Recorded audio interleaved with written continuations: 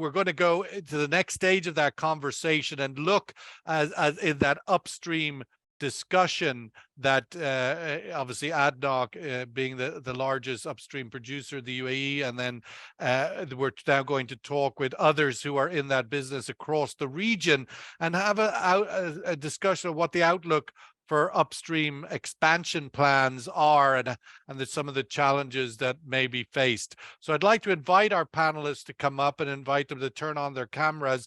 Hatem Mosa, the CEO of Sharjah National Oil Corporation.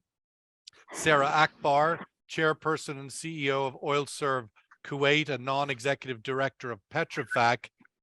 Peter Zeilinger, Senior Vice President of OMV, one of the partner operators with ADNOC in Abu Dhabi. Walter Simpson, Managing Director of CCED, which is an independent oil operator in Muscat in Oman, where they're producing about 40,000 barrels of oil a day. So I welcome everybody, and the title of our sort of discussion now is what challenges will face the Gulf oil and gas industry in 2023 as it strives to expedite production capacity expansion programs. Clearly, it seems we start 23 with the greater burden on the national energy sector in the Middle East and the Gulf to meet the growth demand in the world as the international majors. We're seeing America, the United States, still a million barrels below pre-COVID levels, still not coming back. Obviously, Russia now challenged by the sanctions and war and may see its own production levels deplete. So a lot of expectation on the Gulf to meet the new incremental demand growth as we go forward in 23 and beyond. I'd like to start our conversation by inviting each of our speakers to tell us a little bit about what the expansion plans are in their corner of the Gulf. And let's kick off. Obviously, we just heard from the head of sustainability at ADNOC, and he talked about, Peter, and maximum energy, minimum emissions, which is the sort of North Star for ADNOC. What is happening? What are the sort of specific expansion plans in Abu Dhabi and with OMV are involved with? Peter Zeilinger. Yeah, thank you, Sean, and good morning to everyone. Interesting interview before, and it shows already the name of the game. I think it's a parallel growth between low carbon and the traditional carbon business. Whether the speed of low carbon is aligned with the growth in the traditional business remains to be seen. But what is happening here is clearly growth. We have seen the announcement from ADNOC recently, 150 billion US dollars budget until 2030, 15 billion in low carbon. So you see already a bit the dimension, but this is growth. And of course, then the big topic was the increase or the acceleration of the capacity increase to 5 million barrels per day instead of 2030, now 2027. And as far as I know, ADNOC usually they are very, very good in achieving targets. So if ADNOC announces an acceleration of a target, then I'm pretty sure that this can be achieved and maybe also surprisingly achieved in a very, very, very good manner. So the growth proposition is now twofold, as I said, growth in production capacity.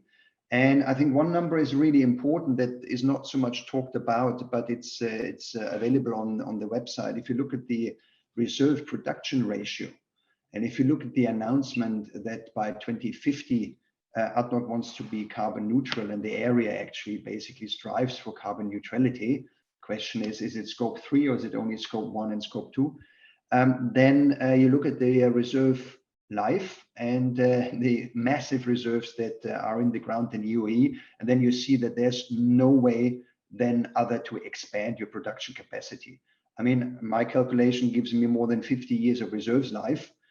We are in the year 2023 plus 50, so you go well in the 2070 with the reserves life under the new production target. So I think further growth in order to achieve the neutrality, if you want to go into scope 3, is necessary. but the first step, ambitious step now is a 5 million barrels. That is the immediate focus for the next year.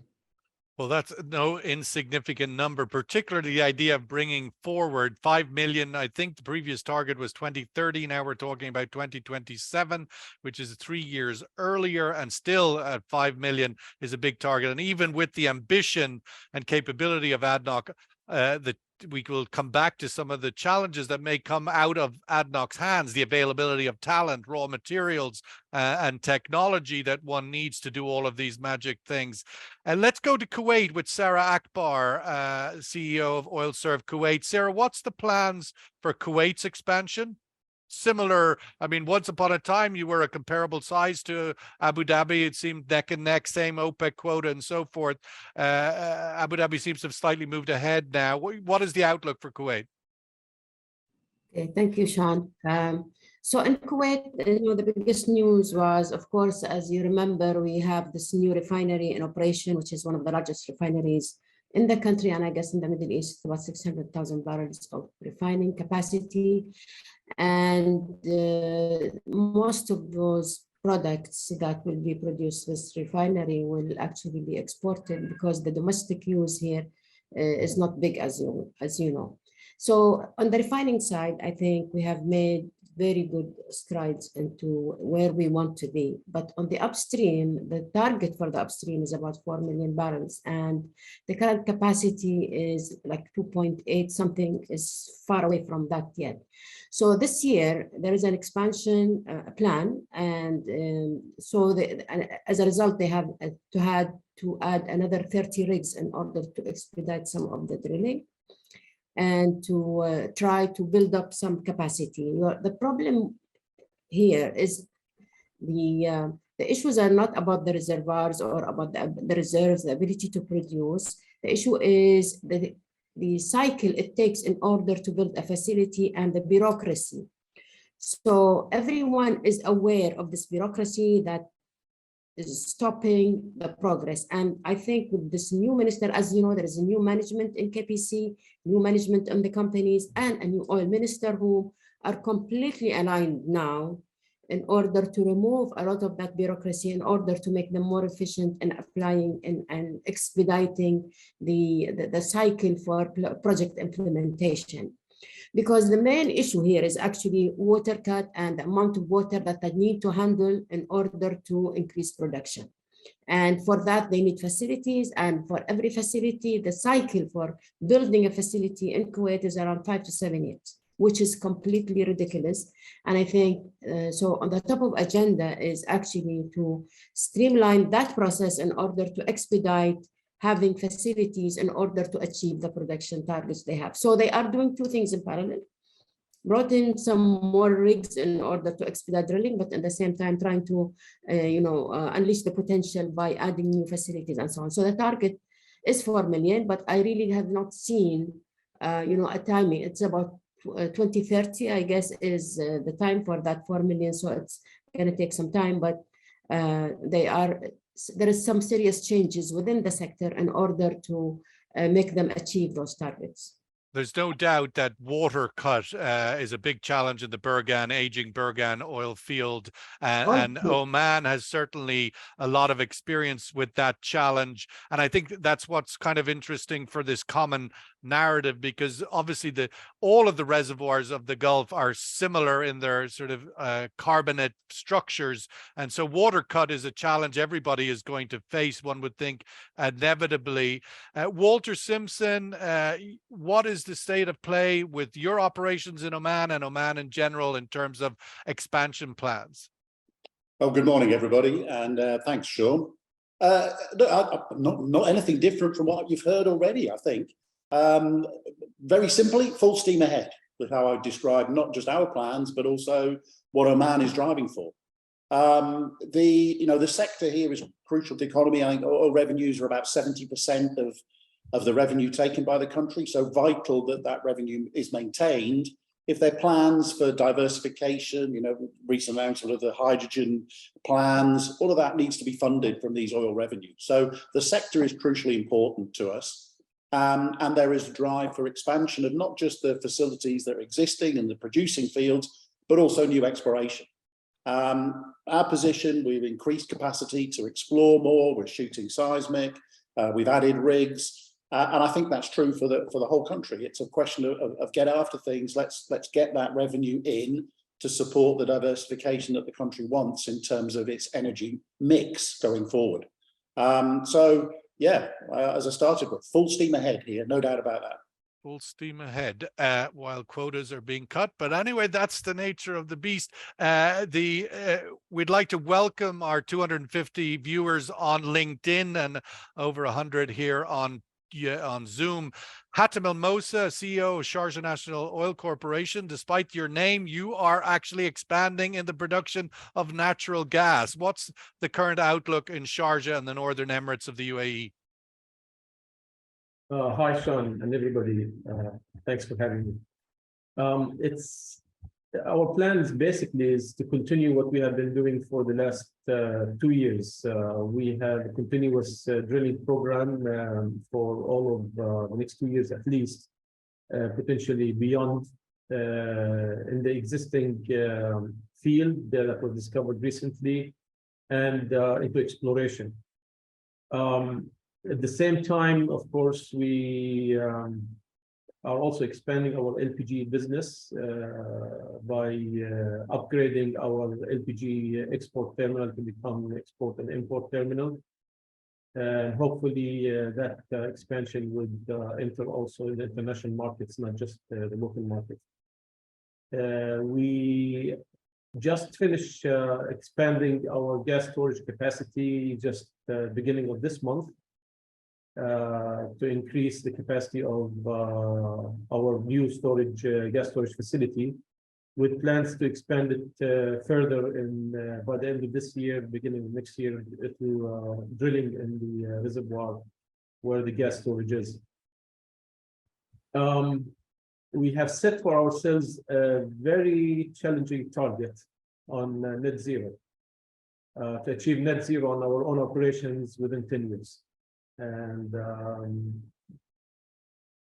the exact plan is not yet solid, but the very first step would be converting our own power consumption to renewables. Just to Hatem, I was just going to ask you on that point, what are you defining as net zero? Net zero operations, net zero, what is your... Net zero on all of our carbon emissions within SNOC. So basically, all the power we use, all the turbines that burn gas, all the heaters that burn gas, all the vehicles that burn gasoline, to achieve net zero on that within 10 years. I know it is an extremely challenging target to achieve. I don't think anybody... Are you willing to compromise on output capacity in order to achieve that? Is that... No, no competition with output capacity. I mean, if we actually achieve that, that would be a first in the oil industry. Yes. Probably. Worth. I mean, one has to have a North Star target, right? I mean, that's step number one. I want to now talk a little bit about the challenges to achieve these things. We've seen coming out of COVID, obviously, we had some very significant challenges regarding people being able to move, literally travel, getting expertise to the fields, and then with that sort of solutions that came as a result into everybody's business, but also into the operational activities in the field in terms of how to solve a problem when maybe the technology expert is 5,000-10,000 miles away. But Peter, as we look at some of the ambitions in the region, and you articulated at your comments that the particular outlook for Abu Dhabi is one of expediting, of accelerating, and I think that is going to become increasingly and is a familiar ambition, because inevitably the big narrative about, how long does one have the opportunity to sell hydrocarbons for, let's produce and accelerate their production over the coming decades. But I wanted just to speak a little bit to that challenge of acceleration. What are part of that challenge. Certainly access to capital, and of course you're an international company operating in Abu Dhabi as well. If you might just speak to some of the challenges that come with acceleration. You mentioned it already. I think the big target is a competition for resources, and a competition within the Gulf states for those resources. I only mentioned Saudi. There's expansion plans as well.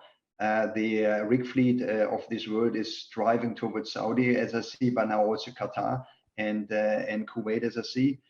So there is, of course, a competition for resources, and let's focus on human resources. Mint, for example, skilled labor, but especially mint professions, but also financial resources. And financial resources is the topic for all the European companies, at least.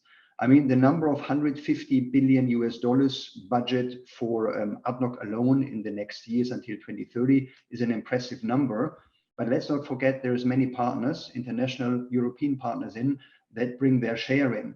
Now the financing of those budget becomes more and more difficult if you, and I think Sara said it, if you look at our industry cycle of, let's say, from exploration to abandonment of 40 years. So you look already for new projects, let's say offshore, to a 40 years investment climate. Now, who is financing those investment climate? Who is financing those investments in hydrocarbons from a European standpoint? This becomes more and more complicated. That's why there will be a prudent shift to lower carbon footprint, but also to more gas. And by the way, what I missed before when I said the expansion in the oil is just one step. UAE wants to become self-sufficient in gas and deliver, and I think double their LNG capacity also in the next 5 years. So that comes on top of it. And with that comes, and I think this is not so ambitious yet, and we will see more, comes a 5 million tons of CCS, which, by the way, is the size of a larger project in the North Sea. Or our company, OMV, much smaller company than ADNOC, has already announced to build a CCS storage capacity by 2030 of 5 million tons. So I think ADNOC is just starting to show that, because I guess you will now have a competition for financial resources, not only from the financial markets, but also from within the companies. In order to build a low carbon business, you have to attract resources in technical resources, but also financial resources. And I think the 15 billion that ADNOC announced is just the spearhead. There's more to come, and the whole region will follow that, because the goal is, as His Excellency Dr. Sultan Al Jaber said, more energy, lower footprint, lower carbon footprint. And this basically needs to bring up the investments in low carbon business, while at the same time maintaining and expanding your capacity in the traditional oil and gas business. And therefore, I see a huge competition within the region for human resources, but also for financial resources. Sara, picking up on that, obviously you are the CEO of OiLSERV Kuwait. You sit on the board of Petrofac, operating oil services field across the region. Peter, Walter, and Hatem should be really very nice to you, because one of the other challenges, of course, is the capacity of your peer group. The shoe is on the other foot right now after they were squeezing you for a number of years. Now it's very much you are the sort of ball, the sort of bride of the ball, or whatever the appropriate analogy is. But just speak to us to some of the challenge and limitations or not thereof in the oil services space in order to meet all of these ambitions. So as you know, Sean, and Sean, what happens when we are going through the cycle is that the people who are truly, really squeezed are those who provide the services, being the EPC contractors or the, and when the upstream companies come off the cycle by the increased oil price, they don't go back to the service companies and compensate them for the squeezing that they did. So there's a huge lag between when the upstream companies actually start being healthy and when the service sector becomes healthy. So as a result of the past 4 or 5 years, most of the service companies are actually struggling because they lost a lot of their people, the margins were very bad, and many companies went into serious problems. Now, as a result, a lot of those companies are not very healthy at this point in time to provide the kind of service that many of these international companies would demand of them. And you will see that the pricing will go back. They will have to go back for these companies to become healthy enough in order to provide the service that are needed.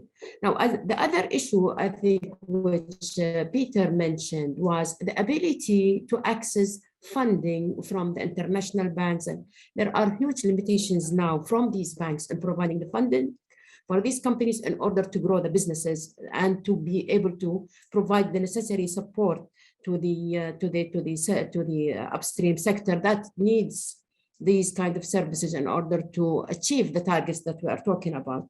So as a result of this discussion, I believe the service sector, being EPC sector, being all types of services that are provided to the upstream, will have to increase their pricing in order to compensate for what happened and to become healthy again, genuinely. And will the, obviously, Petrofac is a regional operator, a regional company, but it operates globally. But nonetheless, the big opportunity for the field operations, field supply chain in the Gulf, Sara, is quite significant at the moment, where maybe elsewhere, I mean, we saw many of the supply chain companies leaving Russia, for example, for different reasons, sanctions and so forth. But I'm wondering, are we seeing that this region is attracting your peer group internationally because of the opportunity? Are we in a good place to be able to meet some of these ambitions because of that? Well, Sean, what happened actually is we are seeing a lot of competition coming from the East because, those companies could not provide the kind of pricing that were needed at the low times. We saw a huge flood from Chinese and Korean and all these companies. And, the way these companies operate is completely different. So they're, and they can basically survive this kind of environment for some reason. I don't know how they operate back home, but I don't think there will be lack of service provision, but quality of service if we don't reverse the kind of low pricing cycle that we were in. I think, it will be a very challenging to meet the quality of service that you need in order to support the kind of upstream business you want. Well, let's have Walter come in on that. Walter, some of the challenges there, are you willing to put your hand deeper in your pocket? Do you need to? Where do you see some of the challenges in meeting these ambitions? And particularly speaking to some of the specific technical challenge, right? We're talking water cut. Is there expertise in managing that? Talent available? Low carbon production. Is there talent available in that area? How do you address some of the points raised by Sara? Well, look, I think they're extremely valid points, actually, and I'm supportive of the challenges that Sara's articulating. But I see it as a number of areas. So if we're going to be successful in accelerating what we need to do, we need to have money. We need to have people. We need to have services and equipment, and we need to have hydrocarbons. Now, in this region, hydrocarbons are not a problem. Plenty of hydrocarbons. Money in this region isn't necessarily an issue, and of course individual companies, it depends, but you look at the fiscal balances that the countries have had recently with the high oil price, they've all got surplus, so there's plenty of money in the region for that. So it comes down to the resources, people. I look at it from the perspective, can I get the operator type technical people? Yes, I can. Why? Because they're pretty much available these days from the changes that have gone on in Europe and the US. And I'm starting to see that availability of really strong technical people that wasn't necessarily true 2-3 years ago. Where the challenges come is, as Sara articulated, service sector's been hit very hard over the last couple of years. And I clearly can't do a lot of this work. I need a service company to provide the people and the equipment to do some of this for me. people are a challenge to get in the service sector, and you need money to get people. So it's a sort of chicken and egg thing. Supply chain has been hit very hard, and that's probably been the slowest thing to come back. We're still seeing supply chain issues. So getting equipment is a real challenge. So you've got these challenges to the service sector around money, people, and equipment, and you've got a challenge to us around getting equipment. So I see those as being the key things, as Peter articulated, resources, but I see it more as resources of equipment and money for the service sector and people for the service sector as being real issues for us to make this successful. Inevitably, that means prices for the service sector, rates are going to go up because there's competition. And I think this region will become the hot potato of the industry. The money's here, the hydrocarbons are here, and clearly this is a place where people can see they can accelerate their production, and they're going to go after it. Saudi announced massive spending, investment. The UAE, big investment. Oman wants to invest. Other countries in the region are all looking to increase their activities. That's going to require resources and competition. So I think it's going to be challenging, but it's going to be entertaining, because there's going to be a lot going on here, and it will be back to a focal point for the industry. Hatem, speaking to that point, are we in, if you like, on the dawn of another sort of hydrocarbon boom that we in the region, like we saw maybe in the 70s, or that given the region's importance to the new capacity that the world needs, and the reluctance in other parts of the world to pursue that the opportunity is here? I'd like also to hear your views to some of the challenges that you're finding, and as you do your work, and to realize some of these opportunities and what you're doing to overcome those challenges. Yeah, I don't know if I want to call it like the hydrocarbon boom of the 1970s, but definitely the potential for additional production in this region is higher than any other place in the world, especially the cost per barrel or million cubic feet. Having said that, it is not as low as it used to be in the past, and everything is more expensive. People are more expensive and even more scarce. We see competition for people. We see offers coming, for example, to some of our employees by other companies. Supply chain is more difficult. Financing costs, while it is, there's, as Walter said, there is money in the region, it's not available for everybody. And at the end of the day, it is causing the production cost to be higher, i.e., so the net profit per barrel will be reduced compared to the old days, even with the higher prices. So the $1 or $2 or $5 barrel cost no longer exists nowadays. Of that multiple choice of challenges, Hatem, and Walter obviously spoke to some in which are manageable in order to realize these ambitions. Which ones do you, as a smaller operator, do you find are particularly challenges to realize some of your objectives? And we're seeing other operators in Ras Al Khaimah and elsewhere. Which of these multiple choice of challenges will be most pronounced for operators in your profile? It's finally, basically, funding projects are becoming more expensive because of the competition for equipment and services. Even to find like a drilling rig, the rates are increasing every day for new drilling rigs. For jobs, you see basically the cost of people is higher. So at the end of the day, the bid costs for all of these jobs are more expensive. Basically, everything is becoming more expensive because everybody's trying to produce more barrels after the very big slowdown during COVID. The whole world is in a catch-up mode, and we have not caught up yet with pre-COVID levels. And of course, we've had the big, what they call the great resignation, the big resignation. I think our industry is right at the front of the queue of that. Peter, I wanted you to speak a little bit to the other challenge that the sector faces and realizing these targets as we come out of COVID. And in this we had $100 oil year last year, the first one in many years on Brent. We're now in the low 80s, but the outlook forecast is relatively solid for the year ahead. But my question is about that you mentioned, obviously, in ADNOC's $150 billion spend through 2030, they have a lot of international partners that make all of these things happen, as do they do in all the locations. But yet, as an international company, you are subjected to challenges in the energy transition in your home country of Austria, in other markets, as are all of the international operators. There's big pressure on the energy transition, and even divestment from pension funds into your sector. So I'm wondering, how does that challenge impact here, where the partners are subjected to pressures in home markets and headquarter markets? We have a target of carbon neutrality that includes scope 1, own operations, scope 2, and scope 3. So that means every barrel oil that I produce here from this market has to be offset to be carbon neutral.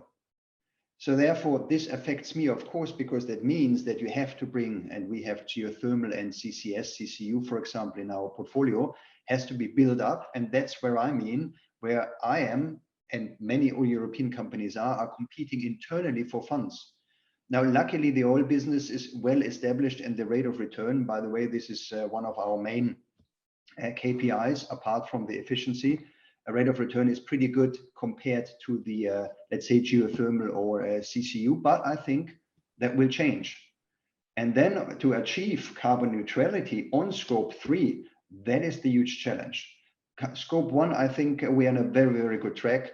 Methane efficiency, reducing flaring, Project Lightning here in the UAE, basically electrification of all the platforms. This will really go ahead, and we are on a perfect track for that. It costs a lot of money, but I think the main important thing is that the mindset is here. And the brilliant move to bring COP28 to the UAE, to bring the industry on the table and say, we have a lot to offer because we have a lot of leverage in reducing the carbon intensity. That was a really brilliant move. And I think this will really change a bit the mood towards technology, what technology can deliver. But you're absolutely right. I'm competing now with projects because I have to have an offset of my carbon footprint, not only in scope 1, but only in scope 3. Sarah, I wanted one last word. Please, yeah. Maybe one last word, because you already opened the discussion on higher service rates. Yeah. I think the service rates, yes, you're right, it should be a fair game. And maybe in the past, due to the pressure, especially during COVID, it was not a fair game anymore. But the service rates should not be driven by the oil price. The oil price is clearly a remuneration for risk you take. And there are years, $26 oil price, where not many companies could sustain that. But what we see right now is that demand is picking up so much. This is, of course, fueling the service costs. And when we look at the rig count, especially offshore rig counts, and where the rigs are going to, there the competition has already entered the hot market. To get an offshore rig now, to attract it to your operations for your expansion, you pay not only premiums, you pay 30, 40, 50%, up to 80% more for an offshore rig that you could get 2 years for half price, I would say. So that is the big challenge, because I'm measured not on the oil price, I'm measured on efficiency. So therefore my unit costs is what counts. My unit costs and my return on investment. And as long as this stays fair with the service industry, then we have a good game. But otherwise, efficiency is what counts. Sara, I wanted to speak a little bit to the points you made earlier, and bringing in intersecting with some other points, that we are now in Kuwait, and we have been in Oman, in much more technically challenged reservoir management. Right, the water cut issue is quite significant, and yet the other part of the puzzle you mentioned was during the down cycle years, the sort of emergence of a lot of Asian service providers, field operating, and where that expertise. I mean, the industry in the region has got the big appetite for the low Asian price. But does it come with the technical expertise to meet these increasing challenges like you would have at Barzan in Kuwait. Just to speak a little bit to that, please. So, Sean, let's be clear. The only way you will know how to manage mature fields during decline is if you have done it before somewhere else. None of these Chinese companies or Korean companies have any kind of that expertise. Why? Because they have never operated. They don't have this kind of environment back home. Who has this kind of expertise are the companies who operate in the West, because in the US, in Australia, and the North Sea, you've already passed that. And so, you know, looking back, how would you manage such fields to become efficient and not to repeat the mistakes of the past? So this expertise does not come from East. It has to come from West, and it has to be in the core heart of the knowledge for these, for companies who operate in this region. And that's why I believe there will be more collaboration between the national oil companies in the region and the international companies in order to achieve these targets. Without that collaboration, you will be in the phase of trial and error and trying to do things that, will not lead to good results. So the Chinese companies, to be fair, over the last 10, 20 years, the service providers have dramatically improved the quality of their services, but they are not at that top end of technology that you need coming from international companies who operate elsewhere in the world. It is not. So both will be needed. If you have a straightforward job that doesn't need that sophistication, you can use these Chinese companies or the Korean companies. But if you are going to the kind of efficiency in your operation that you need, you definitely need the international service providers that have gone through the various kinds of work in upstream, declining, mature fields. On that point, Walter, and I'd like to, if you could speak to a little bit about Oman's experience of that high water cut challenge. Has it conquered that challenge now? And we are seeing, to the point Sarah's making, that the likes of PDO, the national energy company in Oman, is taking that expertise that they have from operating and now providing it as an independent business service themselves to be available in the market. If you might just speak a bit to because I think Oman is very much at the forefront of that mature field management challenge. Look, absolutely. And personally, I produce more water than I do oil, and that's not an unusual position for any operator in this part of the world. Well, I think in Oman the average is 10 water to 1 barrel of oil. Yeah, not saying that's your cut, but it's a lot, and it does depend, and that's where the technology piece that Sarah mentions becomes very important. So PDO, for example, very successful with a reed bed solution to a field that produced a lot of water. The reason that was so successful is very low salinity water, so they were able to deal with that. A lot of the water we produce here is very high salinity, super salinity water. That presents technical challenges about how you deal with that. Starting to come onto the market are some technologies that can clean that water. They're new, they're being trialed in this part of the world to see if they can be made economic on a large scale, but that kind of technology can be game changing. For the likes of us that produce vast amounts of very high salinity water. So yes, it's becoming a key part of how the industry is going to go forward, how that late life field productivity is maintained. And it is important. Two aspects: one, dealing with the water you produce, and two, trying to reduce the amount of water you produce. So there's two high-tech solutions there that need to be explored, developed, and operationalized, if I can use that word. So yes, vital to the future here, absolutely. Hatem, just going into closing thoughts, I wanted to give each of you the opportunity to give as much as you would like to articulate what you see the year ahead to look like. I mean, there's a lot of geopolitics in the world. Want to comment on that or not? But what do you see for the oil and gas industry at the beginning of January 2023? We sort of come out of a year, 2 years in a way, 1 year where energy transition was an overwhelmingly dominant narrative. Then last year, energy security soared to the front of the queue, and it was all about, burning coal in Germany and, doing whatever you needed to do in order to keep the lights on. What does 2023 look like to you?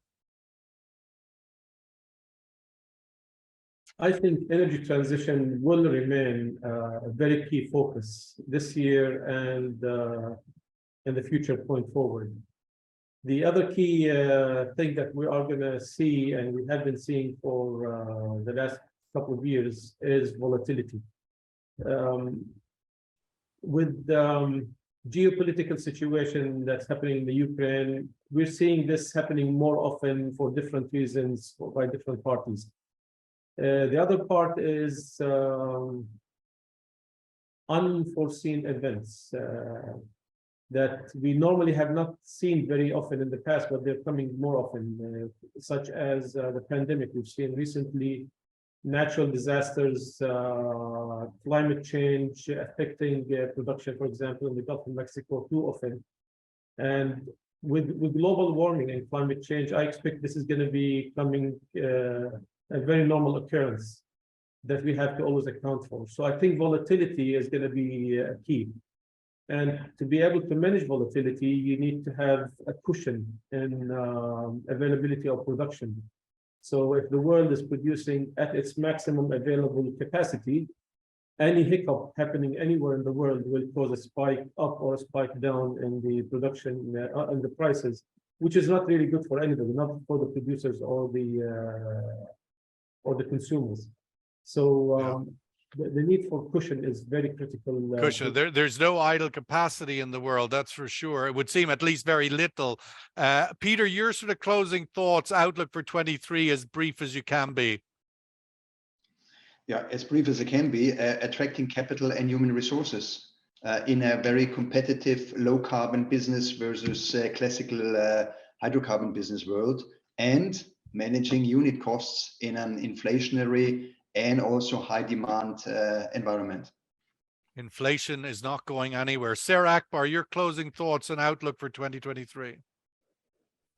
Well, I guess this year will be a good year for the oil and gas, and I hope it will be a very good year for service companies, because they will get back to the real business after the kind of 2-3 years they were really sloppy and bad. So Hatem was just looking out his window at all the Maseratis parked outside Petrofac, and he thinks there must be doing. I hope it will be a good year, really, for our industry. Yeah. Inshallah. Walter, since the last word with you, outlook for the year ahead. There's no shortage of big topics in the region, geopolitical and otherwise, but from the industry point of view, what do you think is the dominant trends? I think it's going to be a very exciting year with a huge amount of activity, and I think it's going to be a very interesting place to be over the coming year. Yeah, I would echo that. I think also be the sort of underlying pillar to all of our activity in the upstream space is the oil price outlook remains quite solid. The underinvestment, CapEx underinvestment over the last 5 years is in a critical stage, and that will by itself give a very high floor to the oil price over the year ahead, which opens up the opportunity for many things. We need to wrap it up here because the next session is banging on the door. It's all about geopolitics the next hour, some very useful insights as to where the neighborhood may be going with that challenge. Peter Zeilinger, OMV in Abu Dhabi, thank you. Walter in Oman, Hatem in Sharjah, and Sara, of course, in Kuwait. Thank you very much. Have a great day, and we'll move on to the geopolitical session. All the best. Thanks, Sean. Thank you.